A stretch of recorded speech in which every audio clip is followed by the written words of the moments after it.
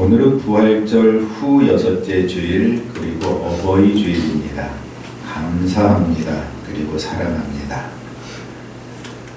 어버이 없이 이 자리에 있는 사람은 아무도 없지요. 어떤 시인의 시 중에 이런 구절이 있습니다. 자주 애송하는 구절인데, 나의 어머니에게도 그리운 어머니가 계시다는 걸 참으로 뒤늦게야 알았습니다.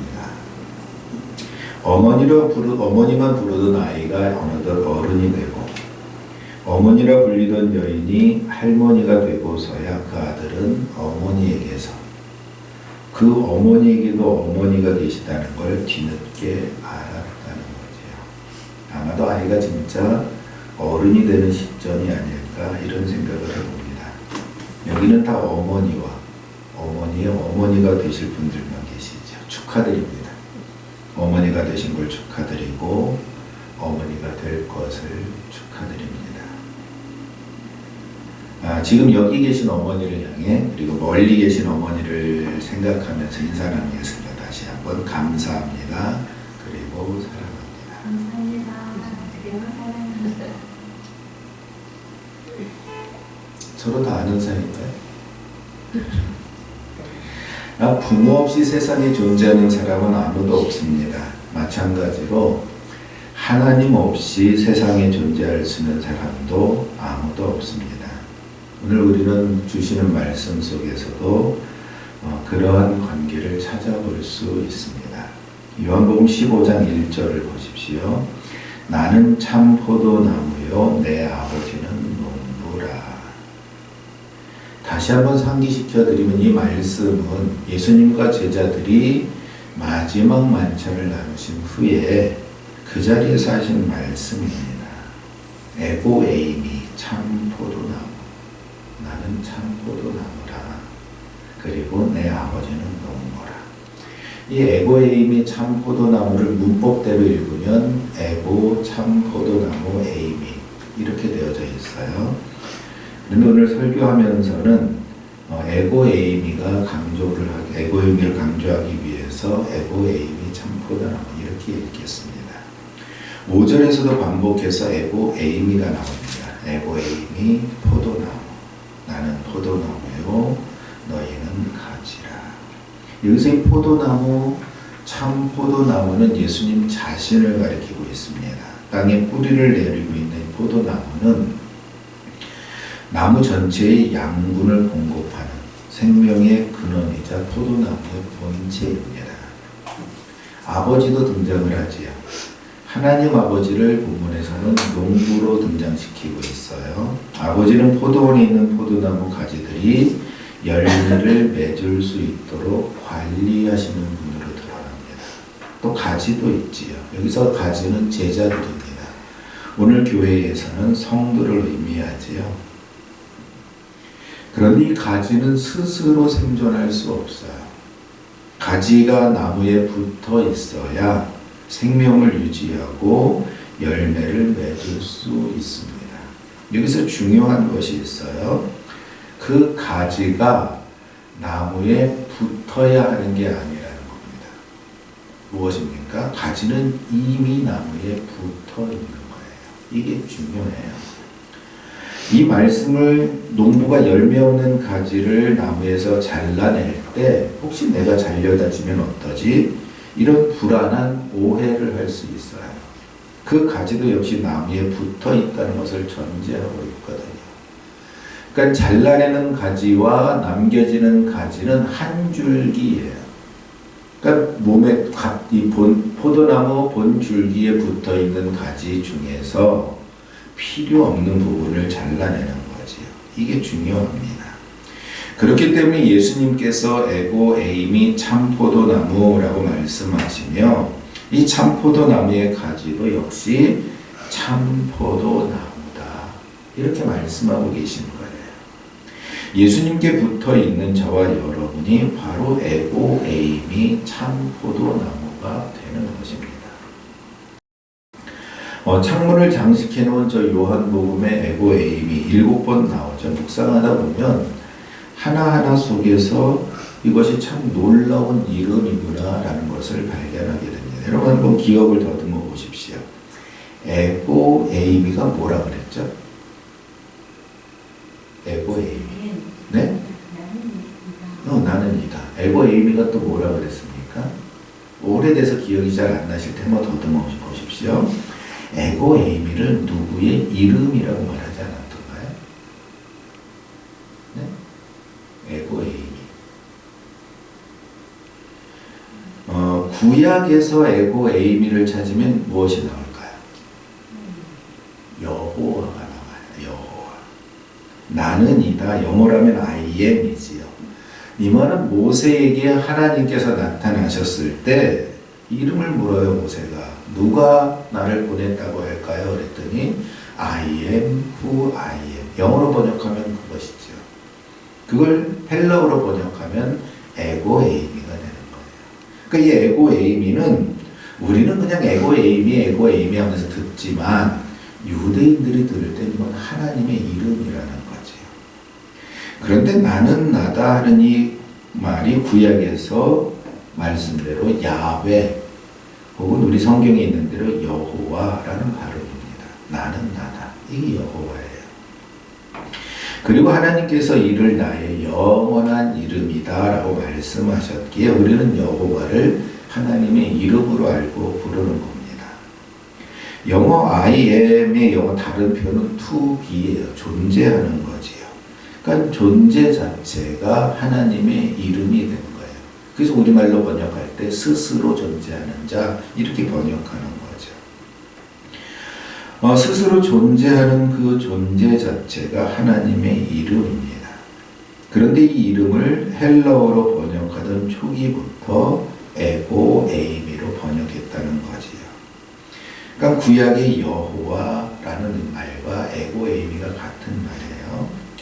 요한복음 8장을 보면 예수님께서 유대인들과 논쟁하는 장면이 나오는데 그 끝에 예수님께서 아브라함이 나기 전부터 내가 있느니라 이 말씀을 하셔요. 그랬더니 유대인들이 갑자기 돌을 들고 예수님을 치려고 하죠. 한번 성경을 찾아보십시오. 요한복음 8장 58절입니다. 요한복음 8장 58절. 그러니까 우리말에서 느낄 수 없는 그 뉘앙스가 이 단어 속에서 유대인들을 자극한 거예요. 요한복음 8장 58절 함께 읽어볼까요? 시작. 예수께서 이르시되 진실로 진실로 너희에게 이르노니 아브라함이 나기 전부터 내가 있느니라 하시니. 아브라함이 나기 전부터 내가 있었다.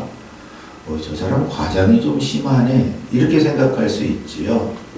우리말로 표현은 그냥 뻥이에요. 근데 예수님의 말씀이니까 의미가 담겨져 있지요. 근데 이 말을 들은 유대인들이 돌을 들어서 예수님을 치려고 했다는 거죠. 유대인들이 돌을 들어서 사람을 죽이는 것은 그가 하나님을 모독했을 때 아니면 그에 상응하는 중범죄를 저질렀을 때나 돌로 치는 거지 아무 때나 그렇게 하는 게 아니에요. 그럼 예수님의 말씀이 어떻게 유대인의 마음을 자극했는가? 예수님께서 유대인들이 자기들의 조상이라고 여기는 아브라함을 예를 들었기 때문에 그랬을까? 물론 그런 부분도 없잖아 있겠지요. 더 중요한 것은 아브라함이 나기 전부터 라고 말한 그 다음에 말이에요. 뭐라고 되어 있습니까? 내가 있느니라. 이게 에고 에임이에요. 그러니까 이 말을 이들이 느꼈을 뉘앙스로 번역하면 이런 거예요. 나는 아브라함이 있기 전부터 있던 하나님이야. 이렇게 말하는 것과 동일한 거예요. 그러니까 유대인들은 그렇게 느꼈을 수 있다는 거예요. 그러니까 에고 에임이라는 단어를 예수님이 언급할 때 유대인들이 돌을 들어서 예수님을 치려 했다. 이렇게 이해할 수 있는 거지요.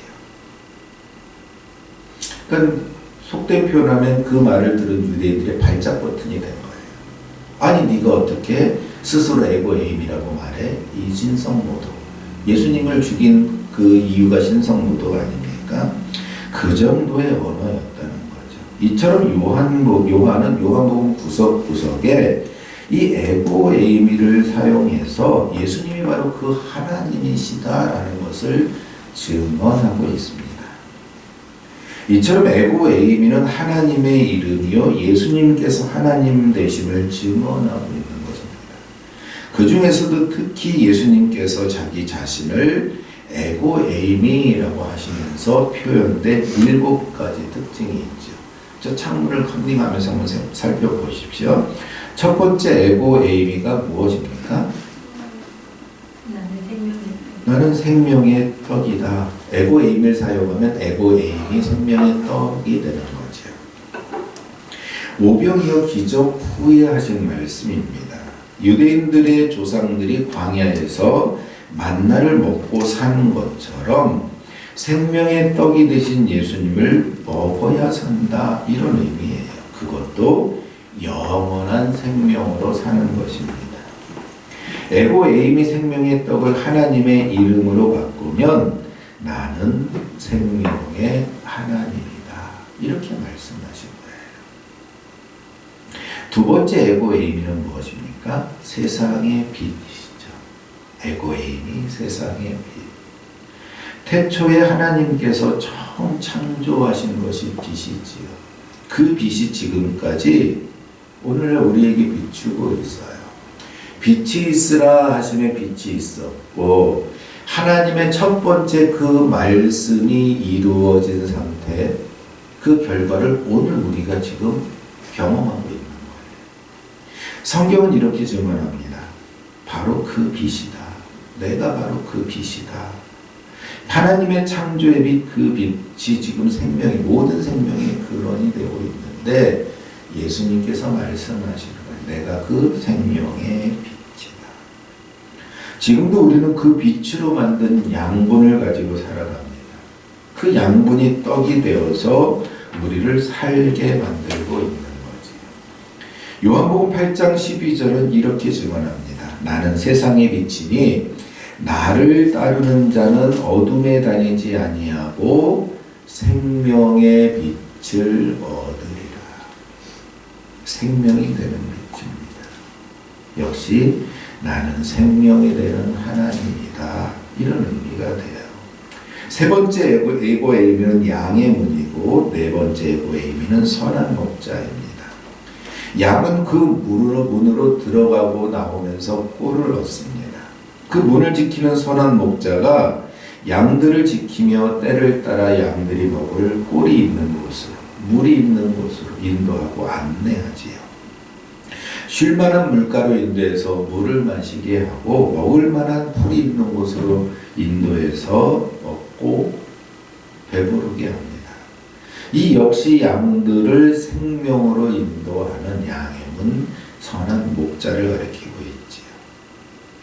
양들을 먹이시는 하나님, 양들을 인도하시고 이끄시는 하나님, 그 하나님이 생명의 하나님이십니다. 첫 번째부터 네 번째까지의 에고 에이미는 살아있는 자가 계속 살아갈 수 있도록 생명의 하나님이 되심을 이야기하고 있습니다. 그런데 다섯 번째 에고 에이미에서 흐름이 조금 바뀝니다. 다섯 번째 에고 에이미가 뭘까요? 자, 얼른 저 창문을 보고서 컨닝하십시오. 첫 번째, 두 번째, 세 번째, 네 번째, 그리고 다섯 번째. 부활이요, 생명. 에고 에이미 부활 생명입니다. 나는 부활이요, 생명이다.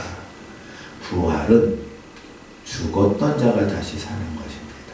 그러니까 첫 번째 에이미부터, 에고 에이미부터 네 번째 에고 에이미는 산 자를 계속 살게 하는 하나님이시라면 다섯 번째 에고 에이미는 죽었던 자도 살아나게 하는, 죽었던 자에게 똑같은 생명을 주어서 살게 하시는 하나님의 이름입니다. 이처럼 여섯 번째 에고 에이미도 산자나 죽은 자에게 동일하게 적용되는 하나님의 이름입니다. 에고 에이미, 길, 진리, 생명이지요. 나는 길이요, 진리요, 생명이다. 산자도 예수님을 통해 하나님께 나아갑니다. 죽은 자도 예수님을 통해서 하나님께 나아갈 수 있어요. 그게 예수님께서 길 되신다는 의미입니다. 예수님은 그 길로 인도하시는 진리가 되시고 그 결국에 생명이 되시는 거죠. 이렇게 살펴보니 6가지 에고 에임이 모두 생명으로 연결되어 있다는 거예요. 그렇다면 오늘 살펴보려고 하는 마지막 에고 에임이 7번째 에고 에임은 무엇을 말하고 있을까요? 에고 에임이 참 포도나무. 참 포도나무이신 예수님은 이미 가지들과 한 몸을 이루고 계신 하나님이십니다. 포도나무는 본래 이스라엘 백성을 상징하는 나무입니다. 그런데 본문에서 포도나무는 교회를 상징하는 모습으로 변화되고 있어요. 참 포도나무와 그 가지, 머리 대신 예수님과 그 지체된 성도들, 교회의 원형을 보여주고 있습니다. 7번째 에고 에이미는 참 포도나무에서 예수님 자신 그리고 그리스도를 나타내고 있어요. 그리고 그 참 포도나무 본체가 가지들과 합쳐진 상태 전체를 교회의 원형으로서 우리에게 보여주고 있는 것입니다. 구약에서 포도나무는 이스라엘을 상징하지만 긍정적이지 못한 모습을 보여주고 있어요. 그러니까 구약에 나타나는 포도나무는 이스라엘 백성인데 그들의 아름다운 모습만 이야기하는 것이 아니라 그들의 부정에 대해서 더 많이 기록하고 있습니다. 한 절만 찾아보겠습니다. 이사야서 5장 2절을 한번 찾아보십시오. 이사야서 5장 2절.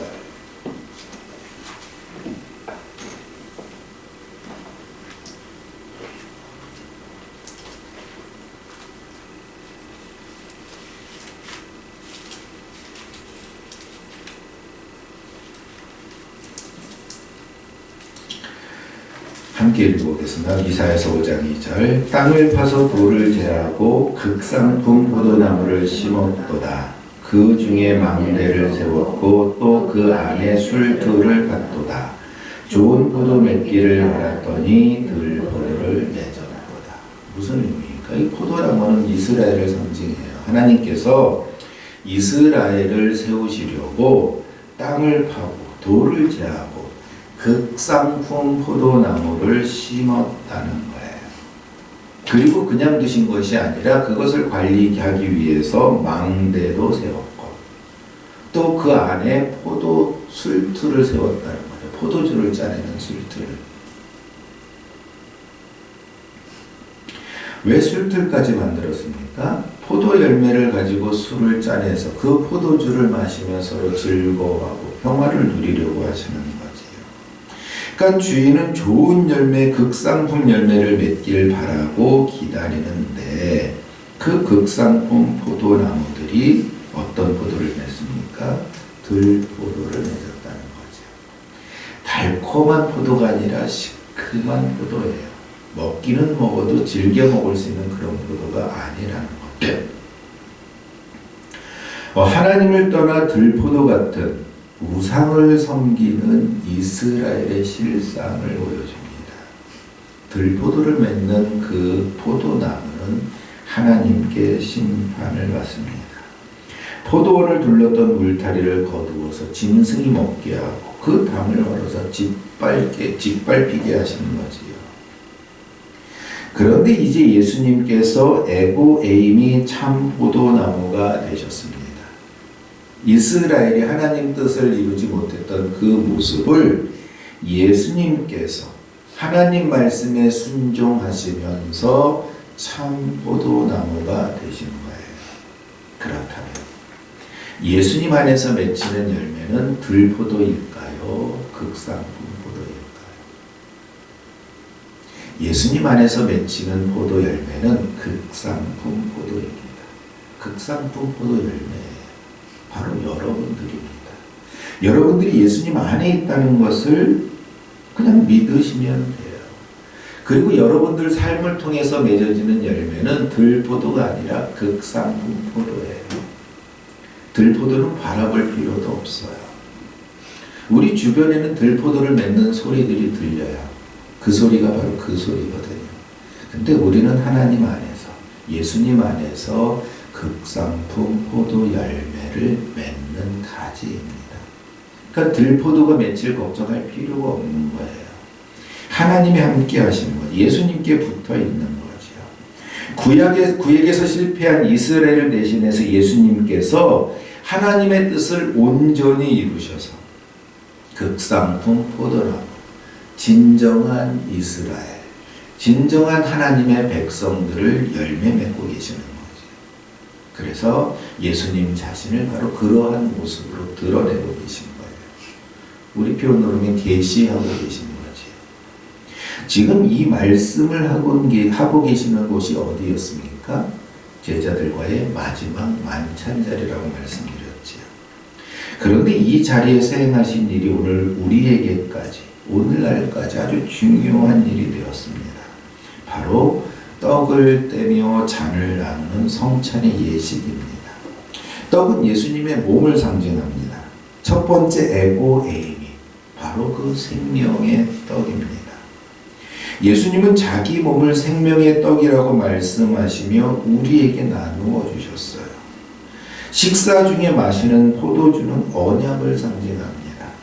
여러분 전에 설명드렸죠. 남자가 여자가 약혼을 할 때 여자 집에 가서 약혼을 위해서 서로 이야기를 나누고 오케이가 되면 남자가 여자에게 포도주를 따라줘요. 여자가 그 결혼의 약속이 마음에 안 들면, 마시지 않으면 그냥 계약은 파기돼요. 그런데 남자가 따라주는 포도주를 마시면 그동안 이야기했던 내용들에 대해서 서로 오케이가 되는 언약이 됩니다. 그럼 이게 결혼식과 마찬가지로 동일한 법적인 책임까지 함께 지는 거예요. 그러니까 포도주를 마신다라는 것은 언약을 맺는다, 이런 의미가 되지요. 예수님은 포도주를 따라 이것은 나의 피라고 말씀하시며 제자들에게 나누어 주시고, 마지막 에고 에이미, 참 포도나무, 자신을 참 포도나무라고 선언하고 계신 거예요. 마지막 만찬 장소였던 그 다락방 창문 너머로 포도밭이 보였을 수도 있겠지요. 제자들은 그 말씀을 들으며 성전 문에 장식된 황금으로 칠해진 큰 포도나무를 떠올렸을 수도 있습니다. 제자들에게 이 포도나무는 단순한 식물이 아니라 자신들의 정체성을 담은 가장 익숙한 풍경입니다. 그 익숙한 풍경 속에서 주님은 말씀하십니다. 에고 에이미, 참 포도나무. 나는 포도나무여 너희는 가지라. 그가 내 안에, 내가 그 안에 거하면 열매를 많이 맺는다. 나를 떠나서는 너희가 아무것도 할 수 없다. 주님은 우리에게 꼭 붙어 있으라고 말씀하십니다. 주님을 떠나서는 아무것도 할 수 없기 때문입니다. 에고 에이미 참 포도나무. 우리는 그 참 포도나무에 붙어 있어요. 그렇기 때문에 열매를 맺을 수밖에 없습니다. 농부이신 아버지는 우리가 포도나무에 붙어 있게 하시고 또 열매를 많이 맺을 수 있도록 우리에게서 불필요한 가지들을 잘라내십니다. 그래서 기도하라고 말씀하지 않아요. 그렇기 위해서 기도하는 것은 다 들어주시겠다 말씀하시지요. 하나님께서 나를 잘라내는 게 아니라 내게서 불필요한 것들을 잘라내실 거예요. 이걸 믿으시라는 거예요. 내게 불필요한 것.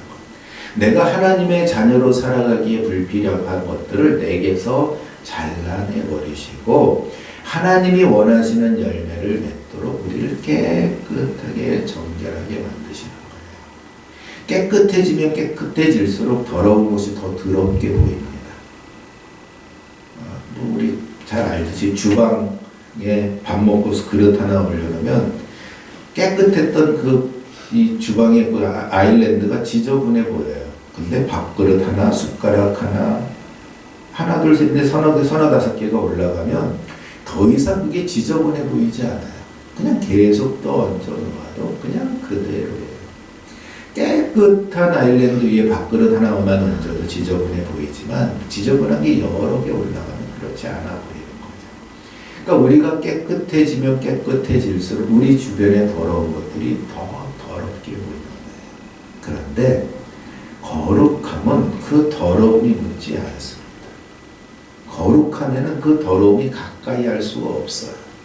하나님께서 가지를 치신다, 가지를 잘라내신다는 것은 거룩하지 않은 우리의 삶을, 거룩하지 않은 우리의 생각을, 거룩하지 않은 우리의 습성을 잘라내시는 거예요. 거룩하게 남기시려고. 그 거룩함이 하나님이 바라시는 열매입니다. 그렇기 때문에 걱정이 없어요. 우리가 포도나무에 붙어 있으려고 애써야 하는 것이 아니라 우리가 이미 포도나무에 붙어 있다는 것을 기억하십시오. 가진 우리가 참 포도나무이신 예수님께 붙어 있다는 것은 하나님의 이름인 에고 에이미, 그 생명에 이미 참여하고 있다는 뜻입니다. 유대인들이 분노했던 예수님의 신성이 이제는 우리를 살리는 능력이 되었고 우리가 예수님 안에 거할 수 있는 이유가 되었습니다. 우리는 스스로 존재하는 자가 아니라 스스로 계신 분께 붙어 있는 존재입니다. 우리가 스스로 계신 분, 에고에임이 예수님께 붙어 있을 때 비로소 열매를 맺는 가치가 있는 가지가 됩니다. 하나님께서 심으신 포도나무는 극상품 포도나무예요. 예수님께서 바로 극상품 포도나무이십니다. 그렇기 때문에 하나님 안에 거하기만 하면, 예수님 안에 있기만 하면 극상품 포도 열매를 맺을 수 있어요. 우리는 그렇게 맺고 있습니다.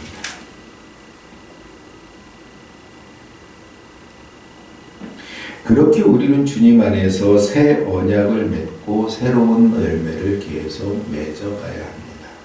마지막 만찬 자리에서 주님께서 나누어 주신 떡과 포도주는 우리를 살리는 생명의 살과 언약, 그 피의 언약을 의미합니다. 우리는 그 언약 안에 거할 때 영원한 생명을 누릴 수 있습니다. 가지가 나무에 붙어 있을 수 있는 구체적인 방법은 우리도 각 개인적인 삶이 있으니까 우리 삶에서도 그것이 무엇인지 알아야 하지 않겠습니까? 주님의 말씀과 그 언약 안에 거하는 거예요. 믿음으로 사는 거예요. 우리가 주님과 한 몸을 이루고 있기에 우리는 풍성한 열매를 맺을 수 있습니다. 걱정할 필요가 없어요. 그 열매는 내가 맺는 게 아니라 포도나무가 맺는 거예요. 기억해야 할 것은 우리가 풍성한 열매를 맺기 이전에 이미 주님께 붙어있는 가지라는 것을 꼭 기억하십시오. 우리가 주님께 붙어 있다는 것은 주님께서 주시는 생명의 양분들을 먹고 있다는 거예요. 주님은 계속해서 공급해 주실 것입니다. 포도나무 가지에 열매가 맺히면 그 열매를 무엇이라고 부릅니까? 포도라고 부르죠. 뒤에 우리는 그냥 포도라고 말하지만 이건 포도 열매를 뜻하지 않습니까? 왜냐하면 포도나무가 맺은 열매이기 때문에 포도 열매라고 해요. 가지 열매라고 말하지 않아요. 포도 열매라고 말하지요. 우리는 인간적인 마음으로 우리가 무엇을 해서 열매를 맺는 것이다 이렇게 생각을 합니다.